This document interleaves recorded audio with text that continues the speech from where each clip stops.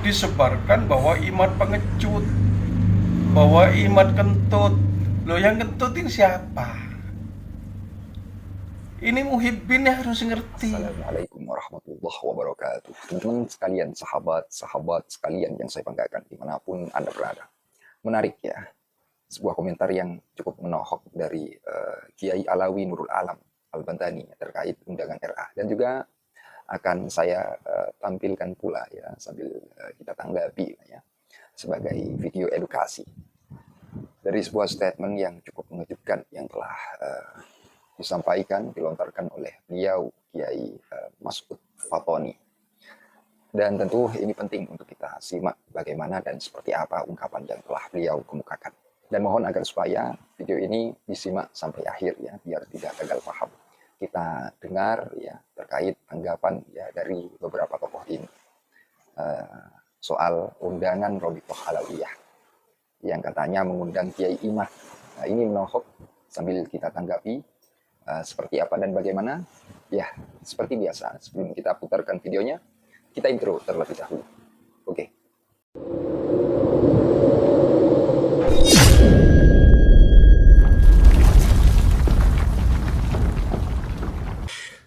Assalamualaikum warahmatullahi wabarakatuh. Jaya abadi, ulama dan KNU, dan rungkat dinasti Ba'alwi. Kesempatan siang hari ini saya ingin menanggapi undangan Robitoh Alawiyah pada Kiai Haji Madudin Utsman Al-Bantani sebagai berikut. Yang pertama, seharusnya pihak Robitoh Alawiyah membuat dulu jawaban antitesis, lalu dipublish sebagai jurnal ilmiah. Baru didiskusikan secara terbuka sehingga tidak ada debat kusir, forum tanya jawab berupa paper ilmiah yang mana setiap pertanyaan akan dibacakan oleh pihak moderator. Nomor 2, Kiai Haji Madudin dan kawan-kawan tidak harus mendatangi tempat yang ditetapkan oleh Robitoh Alawiyah. Bila mau seharusnya diadakan di tempat netral, misalnya kampus, MUI, Kemendag, atau tempat lainnya. Mengingat masalah polemik nasab ini sudah menjadi masalah nasional, jadi tidak perlu bangkai ditutupi lagi dengan kain sutra. 3, kalaupun mau seharusnya Robitoh Alawiyah mengundang DPP, PWI, Laskar Sabilillah dengan mendatanginya langsung, bukan dengan cara bikin undangan dengan cara konten murahan sebagai bentuk adab dan etika. Lihat ketika diadakan seminar ilmiah di UIN Syarif Hidayatullah, tim pada Suka TV mengantar sendiri undangannya ke Robitoh Alawiyah. Begitu juga dengan tim podcast dari Haji Roma Irama. Dengan ini saja bisa kita bedakan kualitas manusia antara yang sombong dan yang beradab. 4, undangan tertutup pihak Robitoh Alawiyah ini wajib dicurigai, bahkan sangat mencurigakan. Seolah-olah akan ada penghakiman sepihak yang tertutup untuk umum. Ingat, pihak Robitoh Alawiyah pernah diundang oleh pihak Keraton Jogja dan Surakarta, juga oleh pihak Wali Songo dan pihak lainnya. Apa mereka berani datang? 5, dan apabila pihak DPP, PWI, Laskar Sabilillah menyanggupi undangan tersebut, maka biarlah pihak DPP sendiri yang menyiapkan orang-orang terbaiknya yang akan menghadiri pertemuan tersebut. Bukan pihak Robitoh Alawiyah yang mengatur siapa yang harus datang. Ngeunah weh ngatur-ngatur aina para ulama. Memangnya ente salah, Habib? Robitoh Alawiyah yang anggotanya keturunan imigran Yaman, yang leluhurnya pernah jadi antek Belanda, seenaknya mengatur-ngatur tuan rumah dan pribumi di rumahnya sendiri. Jangan diladeni, biar mereka belajar tata krama dan tahu diri. Jangan mau diakali oleh mereka, karena bangsa ini sudah lama diakali oleh mereka. 7, dari pihak masing-masing, baik dari DPP, PWI, Laskar Sabilillah, dan Robitoh Alawiyah, mereka menyiapkan para ahlinya. Dan biarlah mereka yang berdebat secara ilmiah, secara santun dan elegan. Siapkan ahli nasab, ahli filologi, ahli sejarah, ahli fikih, ahli rijalul hadis, ahli asar ulama, dan ahli biologi modern. Yang ke-8, seharusnya dibahas juga tentang kejahatan oknum-oknum Robitoh Alawiyah atau oknum-oknum Ba'alwi yang memasukkan kuburan, pembelokan sejarah, klaim tokoh-tokoh dan pahlawan nasional yang diba'alawikan. Karena dengan membahas nasab terus-menerus seolah-olah sedang menyembunyikan kejahatan terbesarnya yang seharusnya diusut tuntas juga. Karena siapapun mereka yang merusak dan menjadi perusuh di NKRI wajib dilumat bersihkan. Ingat, taktik penjajah Belanda, mereka mengajak para pejuang berdiskusi di tempatnya, lalu dipasang jebakan di dalamnya. Karena itu, kepada Kidulur, Ki Haji Imaduddin Utsman, dan juga para pejuang lainnya, jangan pernah mau menghadiri pertemuan Robit Alawiyah, karena sudah sifatnya nasional. Jadi biarlah ini kita adakan secara terbuka. Kalau saya secara pribadi lebih senang di kampus, diawasi, ada wasit dengan peraturan. Jadi biar tidak terjadi debat kusir. Pertanyaannya kemana, jawabnya kemana, kan selama ini kita perhatikan begitu. Ya, cuman saya ragu, apakah yang katanya para ahli dari Robit Alawiyah yang terdidik ini siap atau tidak untuk selenggarakan, kalaupun betul. Jadi sudah sifatnya harus sifat nasional. Di open, terbuka, live, bisa dilihat oleh seluruh warga negara Republik Indonesia. Hatur nuhun. Assalamualaikum warahmatullahi wabarakatuh. Kalau saya memahami sifat-sifat dari mereka, ya kayak mbahai, pengkhianat ke bawahnya pasti pengkhianat.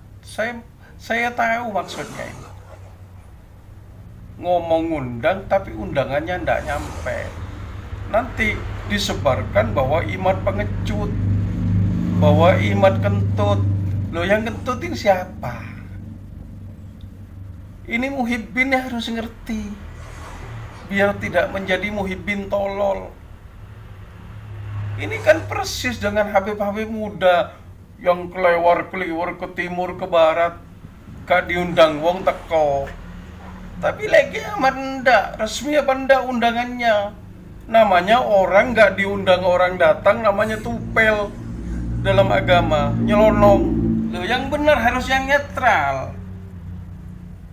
Jangan di tempat Mbak Alawi yang netral, pinjem tempatnya pemerintah atau tempat pondok pesantren siapa yang netral, itu baru gentleman.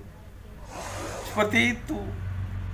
Maka dari situ saya harapkan Mbak Alawi yang jujur. Suratnya nyampe kepada Kiai Imad yang saya anggap sebagai mujaddid, dapat membuka tabir kepalsuan selama berapa ratus tahun ini. Kalau Kiai Imad saya yakin kalau diundang resmi pasti datang. Karena bukan tipe orang pengecut, bukan tipe orang pengkhianat. Beliau ini tidak punya bapak kakek pengkhianat. Kalau mereka kan sudah tahu kita. Ben Sopo, Lewong Yaman, Ben akhirnya Ben Abraha. Kiamat bukan kentut. Yang kentut yang ngomong. Siapa yang ngomong kentut? Yodurahim. Apa dewe kentut ngomong kentut wong. Lagi yang apa menurut pandangan Muhibbin? Sehat apa harus di medika itu? Di medika dulu. Wassalam. Sudah kita dengarkan bersama dari apa yang telah beliau sampaikan. Dan tentu hal tersebut bagi saya cukup mengejutkan ya. Di dalam video reaction ini, kalau boleh saya simpulkan dari berbagai tanggapan-tanggapan yang ada. Sebenarnya beliau-beliau ini ya, para pendukung Kiai Imad ya, menginginkan tempat yang netral. Itu ya, menginginkan tempat yang netral. Artinya kalau tidak netral, mereka ya, beliau ini tidak akan sepakat ya. Jadi adakanlah agenda diskusi tersebut di tempat-tempat yang ya artinya yang disetujui lah. Bagaimana nanti keputusan kedua belah pihak ya, apakah Kiai Imad setuju atau bagaimana, artinya hal tersebut harus diobrolkan terlebih dahulu ya, biar enak. Jadi begitu teman-teman ya.